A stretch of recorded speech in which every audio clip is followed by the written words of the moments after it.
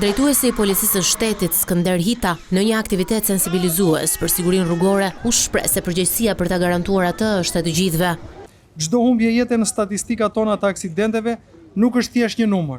Është një jetë ndërprerë në mes, është një familje e lënduar.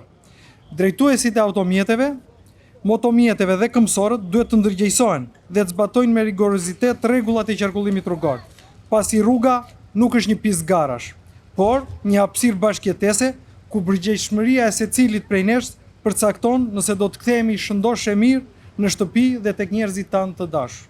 Koha e ndalimeve pa shkak apo e gjuetisë së gjobave ka marrë fund. Tani më monitorimi i rrugëve ka hyrë në një fazë të re përmes inteligjencës artificiale, tha drejtuesi i lartë i policisë. Strategjia jone e re bazohet në parimin. Fajtorin e përcakton teknologjia dhe jo intuita.